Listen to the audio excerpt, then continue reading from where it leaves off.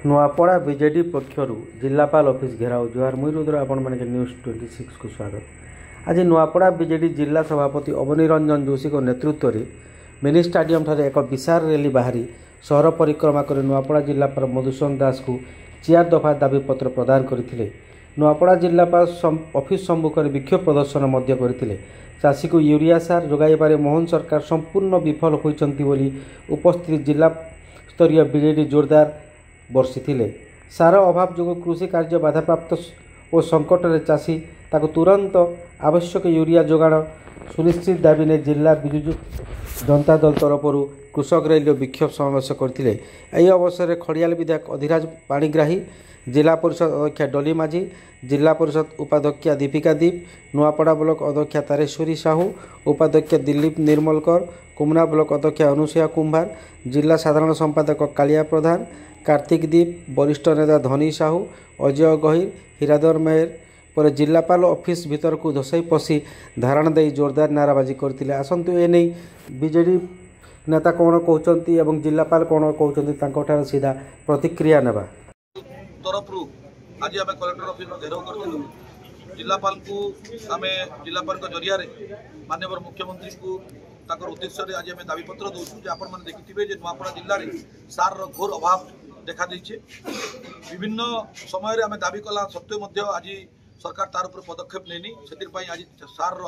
घोर अभाव देखा चाषी मान प्रति गोटे षड्यंत्र होता आम अनुभव करुचु जिते सरकार रजिस्ट्रेशन करुले चाषी मान पंजीकरण करुले से गोटे नियम आनी से बहुत चाषी वंचित होते सब्सिडी ना जिते राज्य सरकार गोटे सब्सिडी दे सारी 800 टंका सब्सिडी देले जो चाप पड़ुची चाषी मान काटवाई चाहूँ जिते कम धान किनबे सरकार से लाभवान हे से पॉलिसी रे बोधे सरकार काम करुछन से आज जेन सरकार पासपोर्ट मारुला डबल इंजिन कथा कहला चाषी मान आशा थिला जनसाधारण आशा थिला डबल इंजिन सरकार रे डबल सार जिला को आसीबो एवं चाषी भरपूर परिमाण रे यूरिया पाइबे। किंतु आज दुखर कथा 24 वर्ष भितर आम जहाँ देखी नथिलु नवीन पट्टनायक सरकार रे विजु जनता दल सरकार रे आज राशन कार्ड देखै आधार कार्ड देखै चाषी को गोटे गोटे पूरा धान संग्रह यूरिया देवाई व्यवस्था सरकार जो कर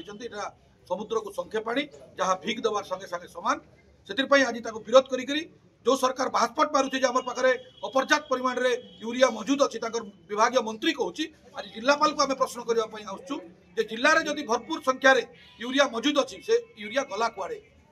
जो मैंने आज शासक दल लोक मैंने बसिक फोटो छाड़ुंट आम जिला को सार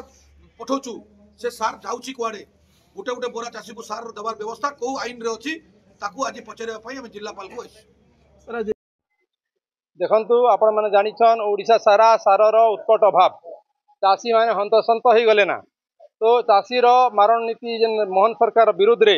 मोहन सरकार जिते देवार लगी विजु जनता दल नुआपड़ा जिला तरफ विजु कृषक जनता दल तरफ आज विक्षोभ प्रदर्शन करा संगे संगे रैली करा संगे संगे जिलापाल को मुख्यमंत्री उद्देश्य आम दायीपत्र ज्ञापन करवार अच्छे। देखन आपण मैंने जानिछन डबल इंजिन सरकार आसले डबल इंजिन सरकार आसला परे आम आशा करूँ जे ई समस्या दूर हवा। नवीन बाबू जिते बेले मुख्यमंत्री थिले तांकर नेतृत्व रे आपण माने जानिछन समस्त ओडिशा जनसाधारण जानिछन चाषी कूल जानिछन जे से चाषीर नेता थिले चाषीर मुख्यमंत्री थिले चाषींकर सरकार थिले कृषि बजेट स्वतंत्र भाव रे आनी थिले नवीन बाबू आपण माने जानिछन। तो वर्तमान ई सरकार आसला दिन ठारू वर्षे बीतीगला 1.5 वर्ष हेबा के जाऊे चाषी मारण नीति चाषी अत्याचार चाषी शोषण से सार कथा हो से आपण माने धान रो कथा हो एमएसपी कथा हो सबु क्षेत्र विफल सरकार। तो आम सरकार के आम आम चेतावनी दौचु से उद्देश्य आज कार्यक्रम थिला ये विक्षोभ प्रदर्शन थिला। आमर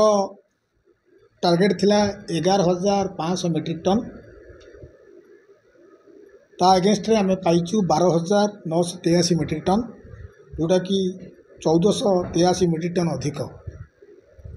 एवं ये 12,983 मेट्रिक टन रे आम काली रिसीव करूँ 1,139 मेट्रिक टन यूरिया 25,300 बैग काली आम रिसीव कलु काली राति सब पैक्स रे पहुँची ये संपूर्ण सार को आम पैक्स को देचु जेहेतु पैक्स ही सुषम बंटन कर कारण पैक्सर समस्त गोटे दायित्वबोध अच्छी एवं अधिकार अच्छी तेणु आम काली सकाळु सकाळु आपको बांटबू आ व्यतिरिक आम ପୁଣି 3000 ମେଟ୍ରିକ୍ ଟନ୍ ସାର ମାଗିବୁ ଆମର ଆବଶ୍ୟକତା ଅଛି ଏବଂ ଯେଉଁମାନେ ଆଗରୁ ସାର ନେଇଛନ୍ତି ତା ପାଇଁ ମଧ୍ୟ ଗୋଟେ ଡାଟାବେସ୍ କରୁଛୁ ଯେ କେଉଁ ଚାଷୀ କେତେ କେତେ ବସ୍ତା ସାର ନେଇଛନ୍ତି। ଆପଣମାନେ ଜାଣିଛନ୍ତି ଯେ ଆମର ସାର ୟୁରିଆ ସାର 3ଟି କମ୍ପାନୀ ଦେଉଛନ୍ତି, ଗୋଟେ ମାଟ୍ରିକ୍ସ, ଆଉ ଗୋଟେ ହେଉଛି HURL, ଆଉ ଗୋଟେ ଇଫ୍କୋ। ଆମର ଇଫ୍କୋ 35% ସାର ଦେଉଛି ଆମର ମାର୍କଫେଡ଼କୁ ଏବଂ 15% ସାର ଦେଉଛି ଆଗ୍ରୋକୁ। ତେଣୁ ଆମେ ମାଟ୍ରିକ୍ସ ଯେଉଁ ସାର ଦେଇଥିଲା ଗତ ଥରକ ତା'ର 60% ସାର ପ୍ୟାକ୍ସକୁ ଦେଇଥିଲୁ। ଏବେ ଯେଉଁ ଇଫ୍କୋ ଦେଇଛି 1139 ମେଟ୍ରିକ୍ ଟନ୍ ସାର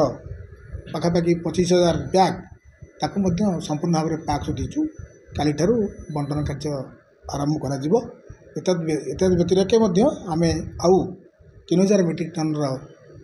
ସାର ଆଣିବା ପାଇଁ ଯୋଗାଯୋଗ କରିବୁ ଏବଂ ଆମେ ଆଶା ପୋଷଣ କରୁଛୁ ଆଉ 3000 ମେଟ୍ରିକ୍ ଟନ୍ ସାର ଆସିଲେ ଆମର ଯେଉଁ ସାରର ଆବଶ୍ୟକତା ଅଛି ତାହା ପୂରଣ ହୋଇପାରିବ। ସାର୍ ଏ ଯେଉଁ ଅଭିଯୋଗ କରିଛନ୍ତି ଚାଷୀମାନେ ଯେଉଁ କଳାବଜାରୀ ହେଉଛି ବୋଲିକରି ସାର୍, ସେ କଳାବଜାରୀ ରୋକିବା ପାଇଁ ଆପଣଙ୍କର ସବୁ POS ଅଛି, ସେମିତି କେହି ଆସିକି ଦସ୍ତଖତ କରି ନେଇଯିବେ ନାହିଁ। POSରେ ତାଙ୍କର ଆଇଡେଣ୍ଟିଟି ଇଷ୍ଟାବ୍ଲିଶ୍ ହେବ, ତାପରେ ସାର ଦିଆଯାଉଛି। ଯଦି ସେମିତି କିଛି ଅଭିଯୋଗ ଆସେ ତାହେଲେ ଆମେ ତଦନ୍ତ କରିବୁ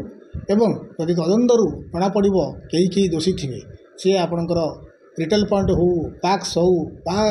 କୌଣସି କର୍ମଚାରୀ ହୁଅନ୍ତୁ, ତାହେଲେ ସେମାନଙ୍କ ବିରୁଦ୍ଧରେ ଦୃଢ଼ କାର୍ଯ୍ୟାନୁଷ୍ଠାନ ଗ୍ରହଣ କରାଯିବ। Thank you sir.